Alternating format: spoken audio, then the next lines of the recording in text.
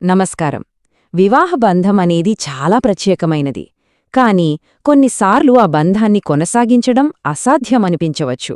మరెలాంటి పరిస్థితుల్లో చట్టమేం చెబుతోంది? హిందూ వివాహ చట్టం 1955 ప్రకారం విడాకులు తీసుకోవడానికి అసలు చట్టపరమైన కారణాలేంటో ఈరోజు వివరంగా చూద్దాం. అసలు ప్రశ్న ఏంటంటే, విడాకులు ఎప్పుడు తీసుకోవచ్చు? ఇది చాలా సున్నితమైన ప్రశ్న కదా. కాని దీనికి మన చట్టంలో చాలా స్పష్టమైన సమాధానాలున్నాయి. అవేంటో ఇప్పుడు మనం తెలుసుకుందాం. ఈ సమాధానం మనకు హిందూ వివాహ చట్టం 1955లోని సెక్షన్ 13లో దొరుకుతుంది. ఏ ప్రత్యేకమైన పరిస్థితుల్లో విడాకులు కోరవచ్చో ఈ సెక్షన్ చాలా క్లియర్గా చెబుతుందన్నమాట. సరే, ఈ చట్టపరమైన కారణాలను మనం తేలికగా అర్థం చేసుకోవడానికి వాటిని కొన్ని గ్రూపులుగా విడగొట్టి చూద్దాం. అందులో మొదటిది ప్రవర్తనా ఆధారిత కారణాలు. పేరులోనే ఉంది కదా, ఇవి జీవిత భాగస్వామి యొక్క ప్రవర్తన, వాళ్ల పనుల వల్ల వచ్చేవి. ఈ కేటగిరీలో మొదటిది చాలా సీరియస్ కారణం వ్యభిచారం. అంటే భార్య లేదా భర్త వివాహబంధంలో ఉంటూనే తమకు ఇష్టపూర్వకంగా మరొకరితో సంబంధం పెట్టుకోవడం. ఇది పెళ్లి అనే బంధం యొక్క నమ్మకాన్నే కూల్చేస్తుంది. అందుకే చట్టం దీన్ని చాలా బలమైన కారణంగా చూస్తుంది. ఇక రెండోది క్రూరత్వం. చాలామంది అనుకున్నట్టు క్రూరత్వం అంటే కేవలం కొట్టడం, తిట్టడం మాత్రమే కాదు. మాటలతో, ప్రవర్తనతో మానసికంగా హింసించడం, దాంతో కలిసి జీవించడం, ఒక నరకంలా మారడం కూడా తీవ్రమైన క్రూరత్వం కిందకే వస్తుంది. ఇది శారీరకంగా ఉండొచ్చు, మానసికంగా కూడా ఉండొచ్చు. మరో ముఖ్యమైన కారణం విభజన.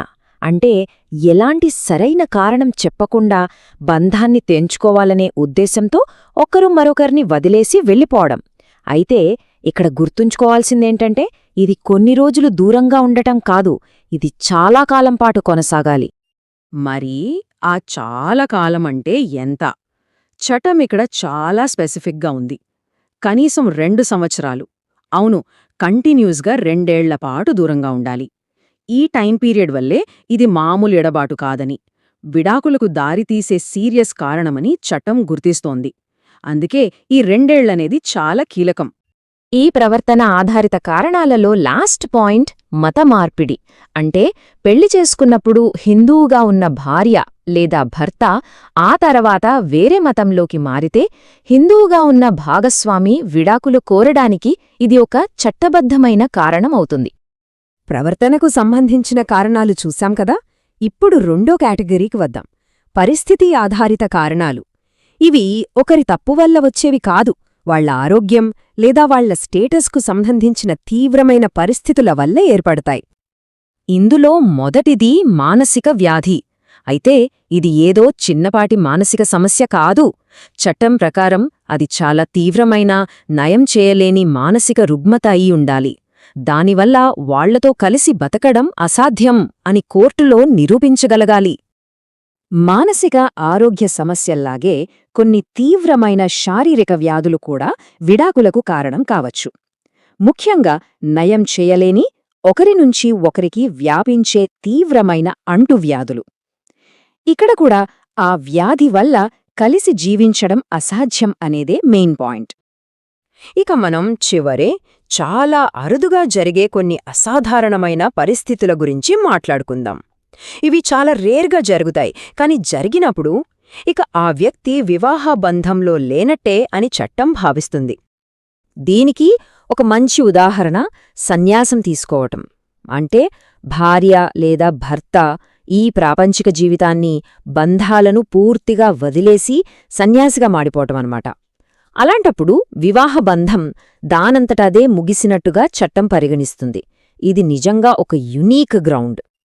ఇక చివరి అసాధారణ పరిస్థితి చనిపోయినట్టుగా భావించడం.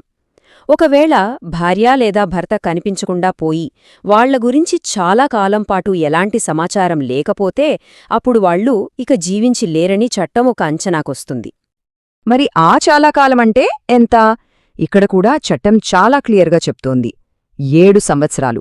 కనీసం 7 ఏళ్లపాటు ఒక వ్యక్తి బతుకున్నాడా లేదా అనే విషయం వాళ్ల బంధువులకు గాని తెలిసిన వాళ్లకు గాని తెలియకపోతే వాళ్లు చనిపోయి ఉంటారని చట్టం భావిస్తుంది. ఇది మిగిలిన భాగస్వామికి వాళ్ల జీవితంలో ముందుకు వెళ్లేందుకు ఒక దారి చూపిస్తుంది. సరే, ఇప్పటిదాకా మనం విడివిడిగా చూసిన కారణాలన్నింటినీ ఒకసారి మొత్తంగా చూద్దాం. వ్యభిచారం, క్రూరత్వం, విభజన, మతమార్పు, మానసిక వ్యాధి, అంటువ్యాధులు, సన్యాసం, ఇంకా చనిపోయినట్టుగా భావించడం.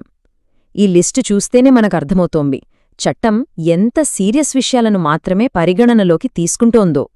ఇవే హిందూ వివాహ చట్టం ప్రకారం విడాకులకున్న ముఖ్యమైన ఆధారాలు.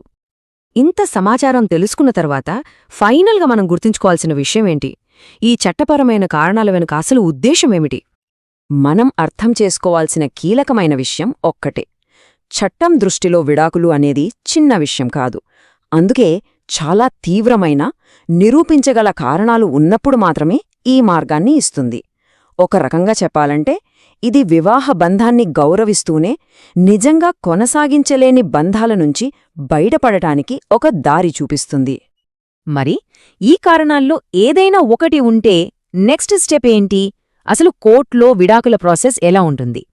ఈ ఇంట్రెస్టింగ్ ప్రశ్న గురించి మనం మన తర్వాతి విశ్లేషణలో వివరంగా మాట్లాడుకుందాం.